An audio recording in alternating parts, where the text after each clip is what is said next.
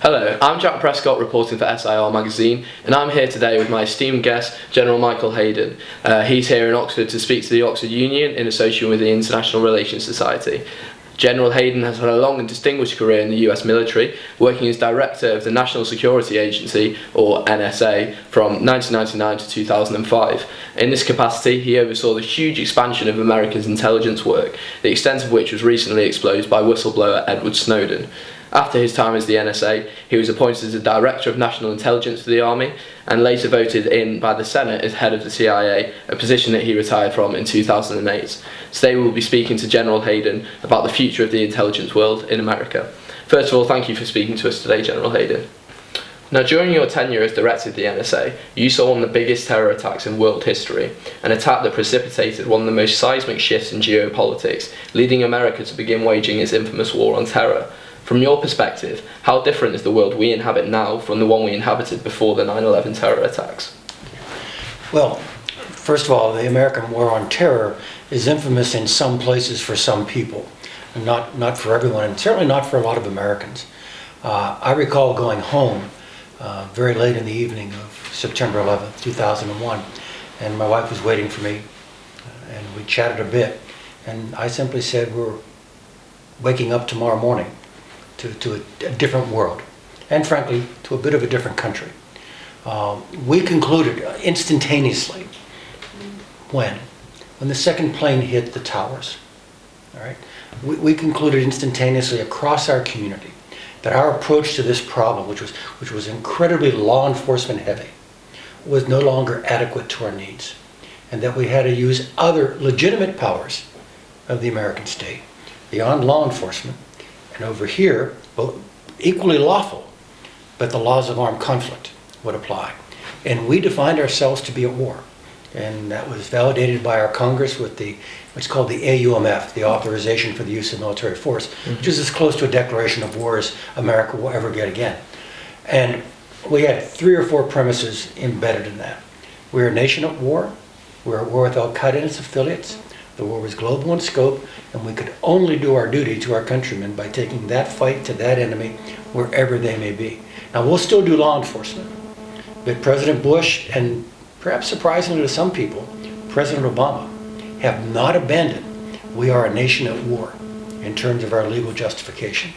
Now, one of the major responses to 9/11 from the US government was to grant much greater license to the intelligence community to undertake large-scale counter-terrorist work. Would the NSA of 2014 have been in a better position to prevent the attacks? Oh my, yes. Number one, I can do a comparison for you between myself at CIA, but by extension, you can apply the same reasoning to NSA. When I was director of CIA from 2006 to 2009, I had $2 for every $1 George Tenet had on September 10th, 2001. So, number one, we were given far more resources. Beyond the resources, though, we were given different, what the military would call rules of engagement. Prior to 9/11, it would be like we were a soccer team, and we were only allowed to move the ball out to about the 18-yard line. That we were in permanent defense. Right? After 9/11, the single biggest change in the American approach to this war is we're not going to play this war in our goal mouth. We are going downfield. We are going to be attacking.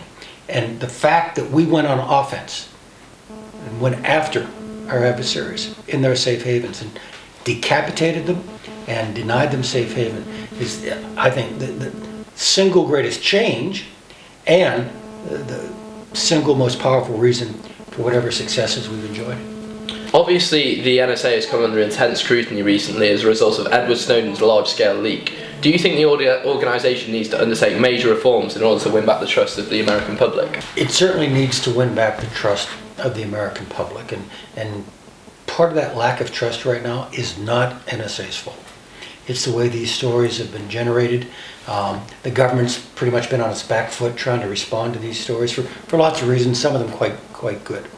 But clearly, the agency needs to kind of reestablish its credentials inside the broader American political culture.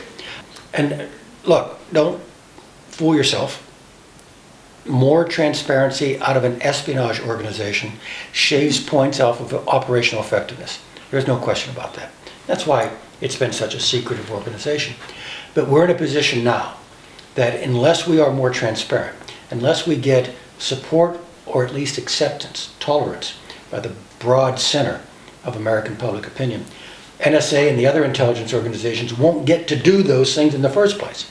And so I think the ticket to the future is more transparency to the American people, but I don't know that fundamental things are going to change inside the agency. Now, the revelations of Edward Snowden have exposed some fairly interesting and controversial truths about the NSA.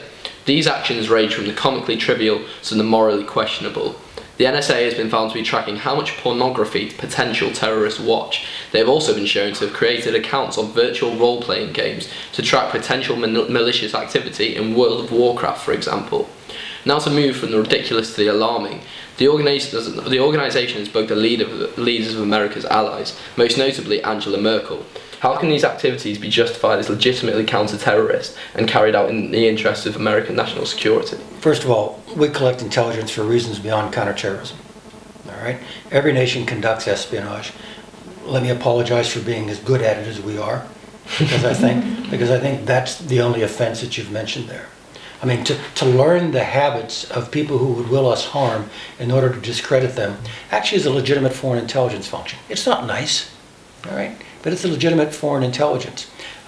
Going into the gaming world to see that you can learn more about your adversaries is also legitimate foreign intelligence.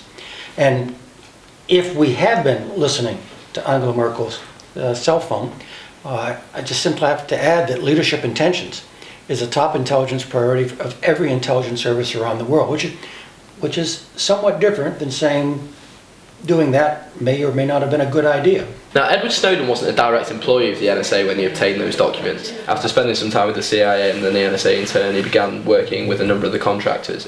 And it was whilst he was at Booz Allen that he undertook his program of harvesting information and subsequently leaking it. You've yourself worked for a number of private companies throughout your career in the intelligence industry. Is there a danger of bringing private contractors in to handle such sensitive work? I don't know that it's any greater or lesser danger than having a government employee do it. Now, there may be some differences right on the margins. I've been told by some folks that a contractor is loyal, he's a loyal American, but he's loyal to the project he's working on, not necessarily loyal to the broader organization. I hadn't thought about that, and that actually might make a distinction. But we need to be careful not to overdo this. Right? There are an awful lot of contractors who work for the American government. As director of CIA, I put contractor stars on our wall, which means I had contractors killed in the line of duty. And so they make great sacrifices, and frankly, Jim Clapper, our director of national intelligence, will tell you, hey, we can't do what we do without our reliance on contractors. But this week the United States government filed a lawsuit against USIS. They are a private contractor who supposedly completed Snowden's background check and potentially neglected CIA notes in his file from his earlier job. The US government has now filed fraud charges against this private contractor who supposedly checked him, and they're claiming they failed to properly complete 665,000 checks to the proper standard. Surely the private sector has failed the intelligence community here, and that they don't have the same interests at heart that a government contractor would. They don't have the same demands to sort of accountability or to financial responsibilities. And not to mention the fact that they allowed all of these potentially inappropriate individuals access to this sensitive information. Clearly, that contractor failed that contract. I used to say when I was director of CIA that there's no question that our use of contractors was effective. There's also no question, you can never claim that our use of contractors was efficient. And I actually put out a blanket, we're going to reduce our reliance on contractors 10%. Not because I had scientific knowledge that we had 10% of waste in there, but I just had an instinct that I could squeeze this 10% and nobody's going to complain. And they didn't, and we did. So I squeezed it another 5%. But Jack, what I'm trying to point out to you here is this is an issue with the government's management of the contract, not the contractor. Now in this case, the contractor was underperforming. The government needs to manage these contracts. Clearly, USIS has great responsibility in this, but so does the government. That's all we have time for. Thank you for speaking to us today, General Hayden. SIR magazine will be coming out in 6th week, and we will be interviewing another former head of the CIA, James Woolsey, by then. We'd like to thank the Oxford Union and the International Relations Society, and thank you for watching.